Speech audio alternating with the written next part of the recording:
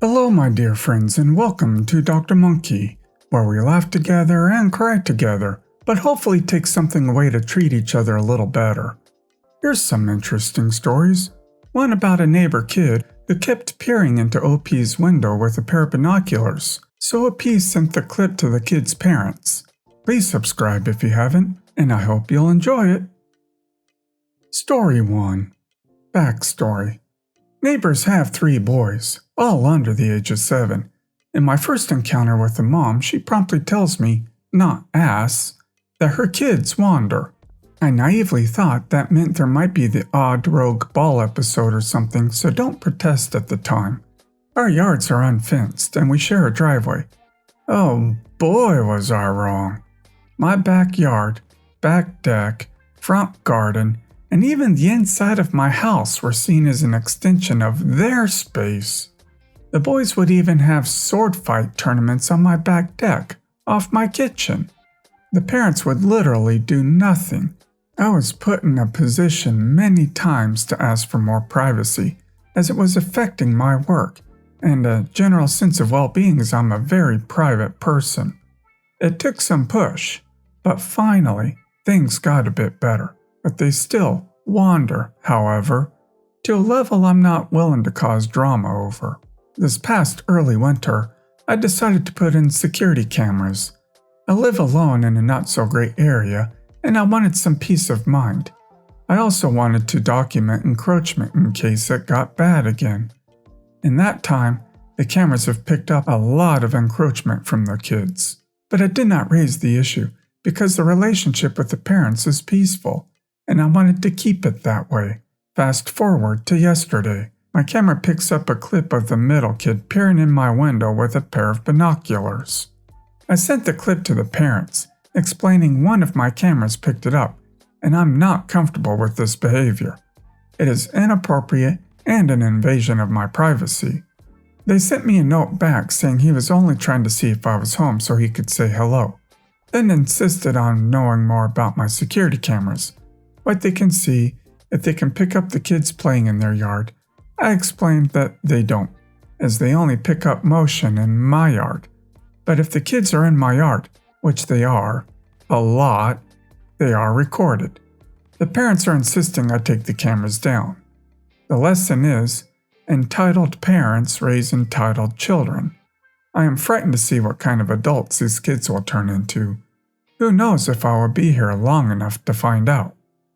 You did the right thing by installing that camera, and you were kind enough to inform them directly of the binocular incident, rather than them hearing about it from an officer first. I find it suspicious that they want to know what it records, and request to be taken down. Suspicious enough to consider adding another if you don't have full coverage of your property. Their request that you take it down is ridiculous, but it also makes me suspicious. Keep the footage, and consider the kids might try to take out your camera. Story 2. Long history short, my father-in-law and ex-mother-in-law have been divorced for 25 years. She left him because she thought she could do better. Then he met someone else he was very happy with, and she hasn't, so there is bitterness there.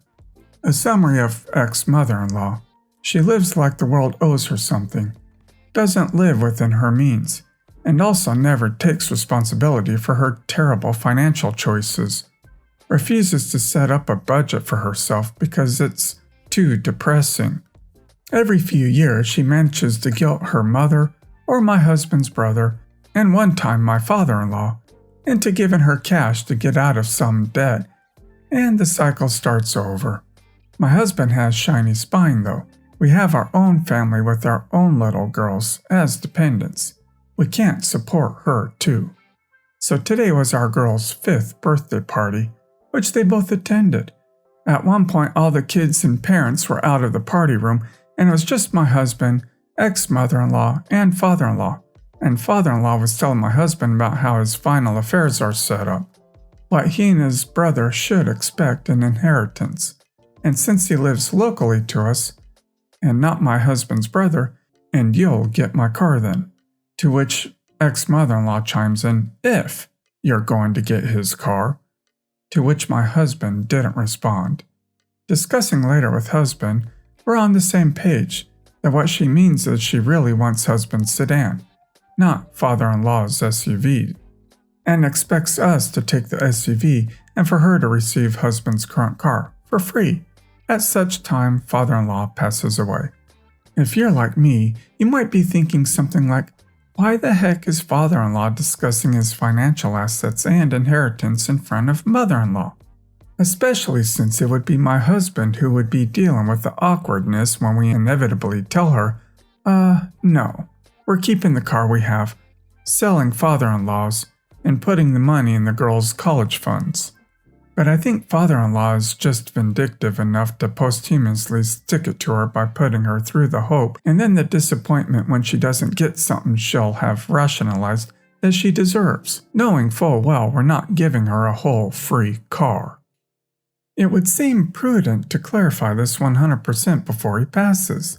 Did she pay for something and no one told you? Or is some other good reason why she expects this?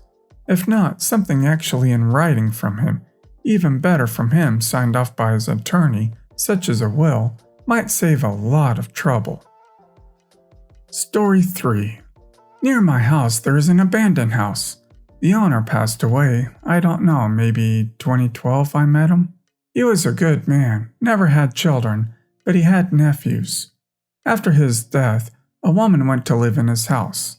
Nobody said anything because the neighbors used to think she was his niece. No, she isn't. The true nephew went to the house last week and found that Karen is living in that house that his uncle left him. Well, I live like 3 or 4 houses to the left of her, so I could hear her screaming that she bought the house years ago, and she has the papers of the house, and she is the true owner. Another Karen sold her that house. She works in town hall and got the papers of the house. So when Karen number 1, we're going to call her Joanne now, and Sam, the true owner of the house, went to talk with Karen, she at first denied everything. Then the police went with them. Karen screamed that she had the right to do that because she did a lot of things for this town, and nobody was going to claim the house after all, so she did it and sold it. Sam reported her for property theft and then reported Joanne. Karen got fired from her work, counselor, and now she is being investigated. With the pandemic, all the courts are closed, but Sam is a lawyer, so he asked a favor of his friends, and Karen was summoned to court in March. Sam and Joanne agreed that he is going to sell the house to her, but they're going to ask in the trial that Karen paid to Sam the money that Joanne gave her for the house and the new papers of property, and a compensation to both. Sam is going to take the money and Joanne will be legal owner of the house. Sam wasn't interested in the house. He just came to see what his uncle left him and think what he could do with that. That's basically the story. Joanne told everything to my sister, who has a store in her house. She told us. And well, Joanne told this story to every person she knows. She isn't a bad woman, but she can be a Karen when she wants to be. Update. Karen is in jail now waiting for trial. She's sold at least 4 houses in our town and in the capital city. That's all I know for now. Well, Joanne isn't to blame here at all. She bought the house with the best of caution she could have, because realistically, what is the most seemingly legit purchase you can make? Obviously from the town itself. But I'm also wondering why it took Sam 8 freaking years to view and accept his inheritance. Normally squatters' rights would already apply here. Story 4. A few weeks passed since our last unpleasant brush with his family, so we're perhaps a little taken back to discover a birthday party invitation on our front door one summer morning. It was graciously inviting my sister and my brother to Francis's 10th birthday, to be held in his back garden and in the compound shared social space. Suffice it to say, my siblings would have sooner taken an hour-long nap at the bottom of the swimming pool than accept this invitation. So the big day rolls around, and from our back porch, we can see that a massive inflatable bouncy castle was now uncomfortably nestled in the social area between the trees. Bunting and confetti littered the pool area, and no less than 60 children were running wild, screaming with delight. But then, A particularly peculiar sight presented itself.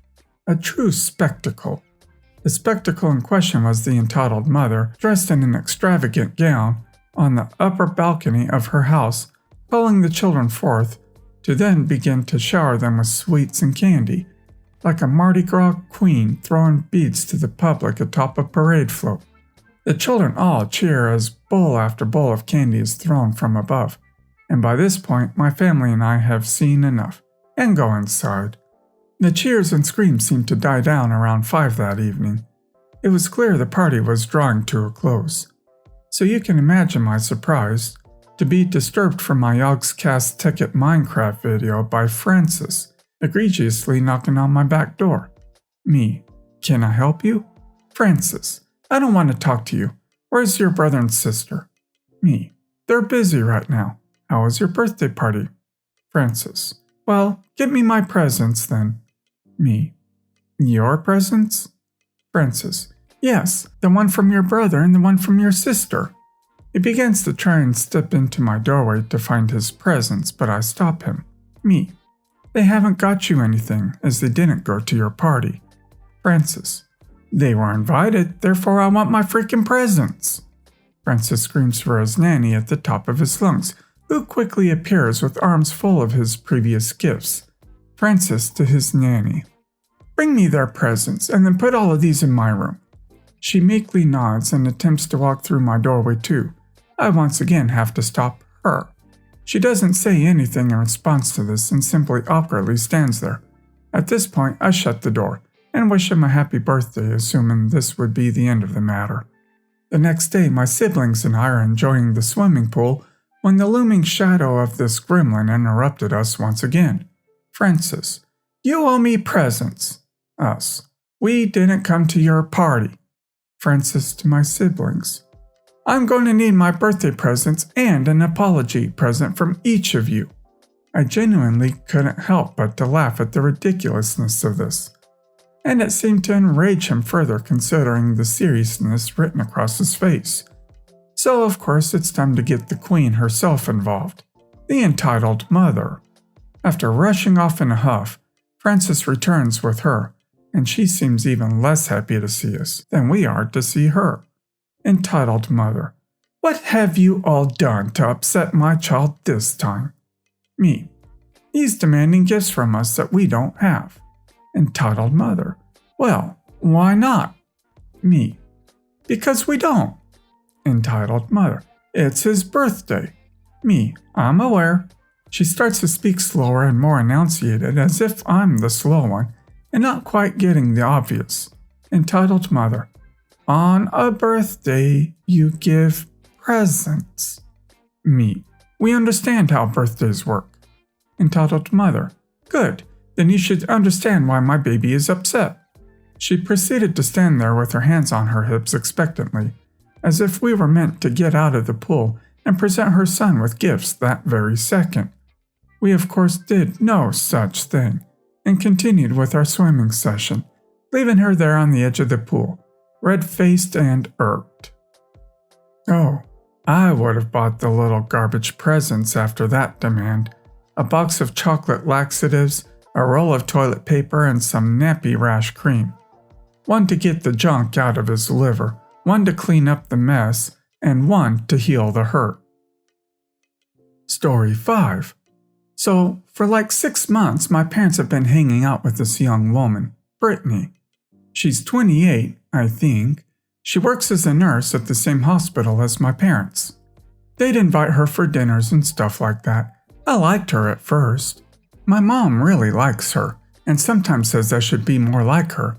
Brittany once offered me pot, and of course I said yes. But then she ratted me out to my mom. Brittany said she saw me smoking it in my room and was worried for me. My mom believed her, of course.